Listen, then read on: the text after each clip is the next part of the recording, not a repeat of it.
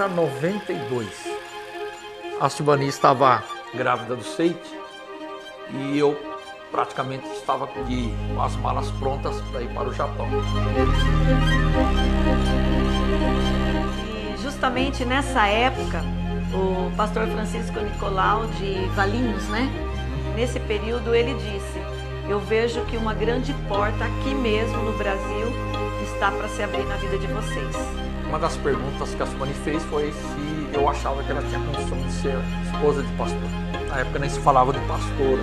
Quando a gente ia começar aqui em Americana, ou melhor, já tinha começado, o Seite já tinha nascido e nós viramos o ano, isso foi em 93. Eu estava num período de jejum na nossa casa, eu estava orando por alguns dias de jejum, um cara apareceu, era enorme, e eu ouvi ele dizendo assim: não entre em Americana, senão eu vou deixar o teu filho cego. E uma semana depois, ele brincando na rua, na frente da nossa casa, ele tromba com a minha sobrinha, e ela estava com um graveto na mão que entrou no olho direito, e o médico disse que ele tinha perdido aquela vista, para uma segunda avaliação, mesmo lá. E várias pessoas que a gente conseguiu contactar estavam orando. E no terceiro médico, quando ele tirou o curativo, ele disse: olha, a vista dele não tem nada, está perfeito. Então nós vimos a prova clara de que o Deus que chama é o Deus que nos dá condições de vencer essas lutas, nos capacita, nos dá condições em todas as áreas para fazer aquilo para qual Ele nos chamou. O nosso início foi de grandes desafios e grandes milagres. Então, desde o começo, nós já tivemos o mover no profético. E a gente vê também que desde o começo nós já tivemos a questão dos sinais e maravilhas, que no caso são os milagres das portas sendo abertas. E também o poder de Deus se manifestando nas curas. Sinais e maravilhas, o profético, curas, discipulado e ensino da palavra. Tudo isso já no começo e perdura. Com muita intensidade, né? Muita intensidade, perdura até hoje. Diante dos desafios que tinha pela frente, então alguém renunciou à sua privacidade de uma casa, como foi o caso do nosso querido irmão Edésio na época, de ceder a sua casa. Foi uma grande renúncia. Receber esse povo e deixar a igreja se estabelecer na sua casa. Nós nos reunimos todos os dias, de segunda a segunda. O pastor Hugo começou a nos ensinar. Então ele vinha todos os dias e nós nos reunimos e a igreja começou a crescer, porque ao mesmo tempo que a gente aprendia, a gente evangelizava também muito. E aí a igreja começou a crescer. Nós ficamos ali até 94, ficamos 9 meses ali. Depois nós fomos para o nosso antigo templo, na rua Cândido Cruz. E assim veio mais um desafio. Foi quando então aqueles irmãos juntos entenderam junto com o pastor que era a hora de dar mais um passo, de ter um lugar para congregar, de ir para um salão. E isso aconteceu e envolveu renúncia da parte de todos, porque todos tinham que dispor de alguma forma de recursos para que tivesse condições de pagar esse aluguel, para que tivesse cadeiras, para que tivesse um som. Eu tive um sonho com o tio Culi e liguei para ele. Ele disse: olha, eu acho que esse sonho é de Deus. Vem aqui na minha casa. Ele disse: olha, você precisa conhecer um negócio que está acontecendo lá em Manaus. É um tal de encontro. E eu pedi para reservar a vaga lá no encontro e fui para o encontro. E quando eu volto do encontro, isso em 99, eu mando a Silvani e a Silvani foi para o encontro em Salvador e voltou e começamos a fazer encontro aqui em Americana. As células explodiram em crescimento. Muita gente mesmo se convertendo. No dia da apresentação do Jun, ali nós já começamos a orar na questão geracional, que eles iriam muito longe. E foi aí que eu comecei a olhar para eles e ver a necessidade de eu me levantar como uma intercessora. Então ali eu já comecei a ser uma mãe visionária, a ver, acreditar naquilo que Deus faria na vida deles. Inclusive falando sobre renúncias, o que nós entendemos? A renúncia é como uma semente que nós temos que lançar, e lançamos ela no reino espiritual. Porque nós entendemos que aquilo que a gente semeia, a gente colhe. E Deus honra quando nós fazemos semente, em especial sementes de renúncia. Porque você renuncia em favor de algo que você acredita. E nós acreditamos naquilo que nós começamos no passado e acreditamos até hoje. Então isso nos motivava cada vez mais fazer a obra de Deus, fazer com que a obra de Deus crescesse e não parasse nas nossas limitações. Eram muitas as nossas limitações, mas nós enfrentávamos cada desafio para sempre fazer o melhor, para sempre ver o reino de Deus sendo abençoado. Chegou um momento em que a igreja não comportava, e as pessoas chegavam no nosso antigo templo, eles iam embora, porque não cabia, não tinha lugar para estacionar, e não tinha ar-condicionado, e o piso chegava a ficar escorregadio nos dias de calor, por causa do mormaço ali criado pela quantidade de pessoas. Até que em maio de 2000, ali estávamos nós, diante do lugar aonde nós estamos hoje, que estava proposto naquele tempo, quando ali estávamos ali com 200 e poucas pessoas, um pouco menos de 220 pessoas, mas nós aceitamos, mais uma vez, o desafio, e todos nós, como família, renunciamos mesmo, para que pudéssemos fazer essa aquisição. Todos ali, de uma forma feliz, alegre, porque nós estamos diante de uma grande conquista. Nós vamos pagar esse salário antes de completar o tratamento. Quem concorda, diga amém. Nós vamos terminar de pagar. Sabe quanto custa? R$700 mil. Pode, as pessoas falaram o que quiser. Eu quero é Deus e nós vamos continuar fazendo a obra do Senhor. Diga amém, irmãos. Aplauda ao Senhor.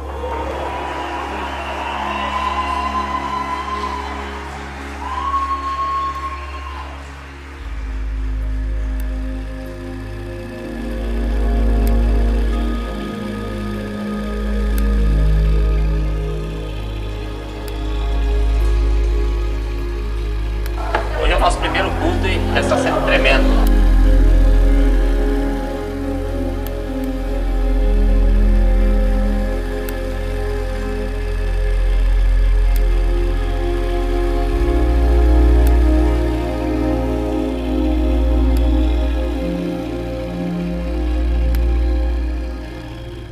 Final de 2010 para início de 2011, eu tinha acabado de terminar o colégio e eu senti muito forte uma direção de Deus para ir para Jocum.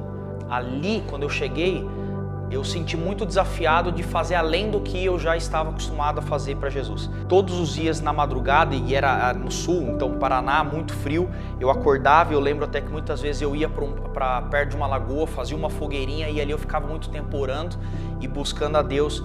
E a minha maior oração durante o meu tempo de Jocum foi: Deus, o que o Senhor tem para a minha vida? O que o Senhor tem para a nossa igreja? O que o Senhor tem para o meu futuro? Quando ele volta da Jocum, ele, com esse desejo ardente no coração dele de abrir uma base, né? E ele saiu até procurando, né, Hugo? Lugares, a gente ajudando. Só que Deus já tinha falado do coração dele, da gente dar essa chácara para poder iniciar aí o CTD. Mais uma renúncia que o Senhor realmente pede para nós, né? Verdade. 11/11 de 2011, nós tivemos uma conferência muito forte. Naquele dia, eu senti Deus falando assim: você precisa dar um primeiro passo para concretizar a visão que eu estabeleci na sua vida. Foi naquele momento que eu falei: Deus, mas o que eu tenho que fazer? Eu só tinha uma coisa na minha vida, eu tinha uma moto que eu tinha ganhado, uma moto que eu gostava muito na época. Deus falou assim: você está disposto a dar a única coisa que você tem na sua mão para iniciar um trabalho que eu tenho pensado para vocês? Eu falei: eu estou disposto. Mas naquela conferência também nós sentimos como família, na época, meu pai, minha mãe e o meu irmão, de dar a chácara onde nós morávamos. Foi onde destravou aquele mover de semeadura que nós contabilizamos coisa assim milionária, não somente para a igreja, mas membros dando um para o outro, membros dando para líderes, pastores para outros pastores. Foi algo sobrenatural, um mover incrível. E tudo, eu gosto de lembrar que tudo isso começou porque Deus tinha falado: você está disposto a semear aquilo que você tem para começar uma visão. Essa foi a história do CTD. Tínhamos ganhado praticamente tudo que era necessário para começar o centro de treinamento. Uma semana depois, nós então fomos até a casa do tio Cullen, e eu lembro que eu estava juntamente com meu pai, o pastor Beto, contando aquilo que Deus estava fazendo. O pastor Beto, na verdade, antecipou essa conversa, e foi onde vocês sabem que o tio sentiu no coração: olha, eu sinto que essa escola precisa acontecer lá no Recanto Sal. Centenas de jovens foram treinados e capacitados e ativados para viver não somente missões como países, mas missões particulares, o chamado que Deus tinha colocado na vida deles para eles carregarem, continuando aquilo que Deus entregou lá 2011. Não deixe de sonhar. É muito importante que os pais sejam sonhadores, porque os seus filhos, é como Davi, ele sonhou com o templo, né? Porém, o Senhor falou: não será você que vai construir o templo, será o seu filho Salomão. Deus já falou assim: olha, você já fez o que tinha que fazer aqui, agora é a hora de você mudar a rota e começar um trabalho com igreja e adolescentes e jovens. Na época, obviamente no começo foi muito voltado para adolescentes, e com pouco tempo de trabalho Deus deu um nome. Reverso surgiu, e dentro do Reverso muita coisa aconteceu. Deus fez algo assim muito além da nossa expectativa. Pastores saíram dali, viagens missionárias, conferências no Brasil, não foi só dentro da nossa igreja, conferências no Brasil, transformações, salvações, milagres. Muitas vidas foram impactadas, inclusive a minha. O Reverso impactou muito a minha vida. Quando eu vim para a igreja em 2016, eu vim para uma conferência, vim conhecer como era, acabei ficando. Jesus me pegou de jeito e eu tive uma vida muito impactada através do Espírito Santo, através das palavras, mas principalmente uma vida transformada num caminhar com Jesus. Então eu posso dizer que a minha história na igreja, hoje com propósito, é uma história, faz parte dos meus últimos anos, mas são os melhores anos da minha vida. Foi onde eu conheci meu marido, foi onde eu me converti verdadeiramente a ter uma vida com Jesus. Foi um lugar onde eu conheci e tenho hoje o Espírito Santo como meu melhor amigo. E nesses últimos anos, agora pulando para essa reta final, Deus tem colocado algo muito forte no coração do nosso pastor, e esse algo é o que nós estamos falando hoje sobre legado, é o que nós estamos falando hoje sobre gerações. Existe algo muito forte sobre a nossa igreja.